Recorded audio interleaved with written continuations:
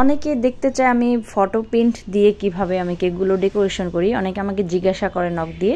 তো তাদের উদ্দেশ্যে আজকের কেকটা আমার ডেকোরেশন করা। তো আসসালামু আলাইকুম ভিউয়ার্স, কি অবস্থা, সবাই কেমন আছেন? আশা করছি সবাই অনেক ভালো আছেন। আপনাদের দোয়া এবং আল্লাহর রহমতে আমি অনেক ভালো আছি।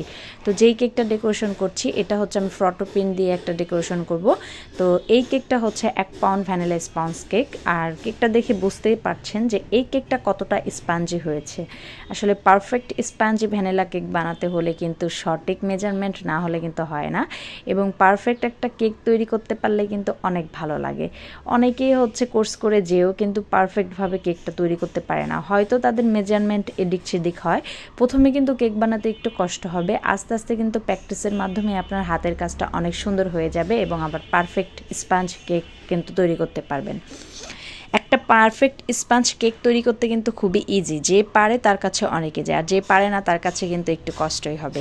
আবার এখানে ক্রিমের ক্ষেত্রে একটা কথা বলি, যে অনেকেই হচ্ছে পারফেক্ট ক্রিম তৈরি করতে পারে না। পারফেক্ট ক্রিম তৈরি করতে গেলে হয় কি, তার ক্রিমটা গলে যায়, নরম হয়ে যায়, কিংবা ক্রিমে ফোম হয় না, অনেক ধরনের অভিযোগ নিয়ে আমাকে বলে।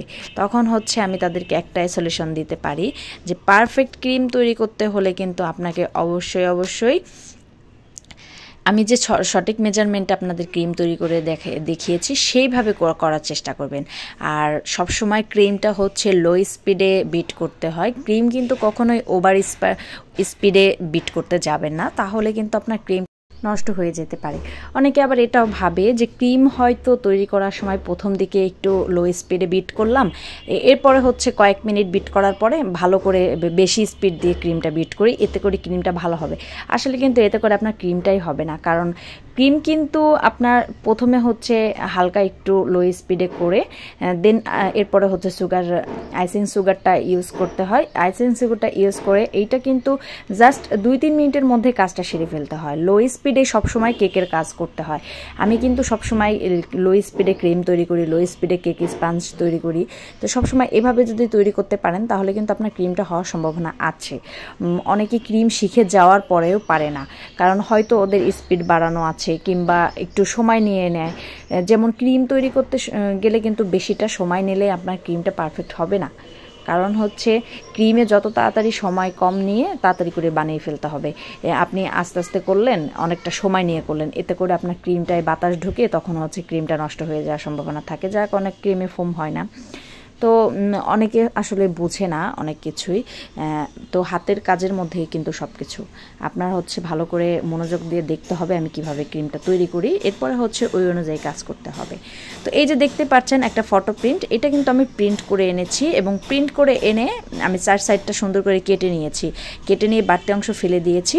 এখন এইটা আমি নিচে একটু ফন্ডেন্ট দিয়ে কেকের উপর বসিয়ে দিয়েছি। ফন্ডেন্টটা হচ্ছে আমি দেয়াটা স্ক্রিপ করে দিয়েছি, একদম পাতলা করে ফন্ডেন্টটা বেলে। তো ওর উপরে হচ্ছে আপনি ফটোটা বসাবেন, ফটোটা বসিয়ে এরপরে হচ্ছে ক্রিমের উপর সেট করবেন। এতে করে কি হবে, আপনার ক্রিমটা কেকটা যখন ফ্রিজে রাখবেন আপনার কেকটা কিন্তু নিচ থেকে ঘেমে উঠবে না, আর ঘেমে যেয়ে কিন্তু আপনার ফটো প্রিন্টটা নষ্ট হয়ে যাবে না। দেখা যায় কি ক্রিমের পানিতে, ওইটা ক্রিম তো নরম থাকে, ওই নরমের জন্য ফ্রিজে রাখার পরে পানি পানি হয়ে যায় এবং ফটো প্রিন্টের কালারগুলো নষ্ট হয়ে যায়। তো এই জন্য নষ্ট না হওয়ার কারণে আপনি কি করবেন, আপনি হচ্ছে নিচে ফন্ডেন্টটা বেলে এরপরে হচ্ছে উপরে ফটোটা সেট করে এরপরে 4 সাইড থেকে সুন্দর করে কেটে নেবেন, কেটে নিয়ে দেন এইভাবে বসিয়ে দিবেন। একদম সিম্পল।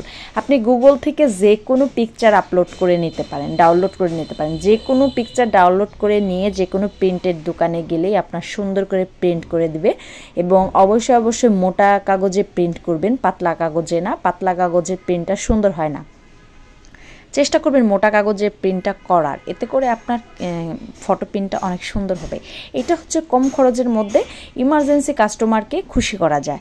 আর যদি আপনি এখানে এডিবেল চান তাহলে সেই ক্ষেত্রে অনেক সময় লাগবে। এডিবেল সহজে অ্যাভেলেবেল পাওয়া যায় না সব জায়গায়, এগুলো অর্ডার করে তৈরি করে আনতে হয়। আর এডিবেল তো সবসময় কাস্টমাইজ করাও যায় না, অনেক ঝামেলা।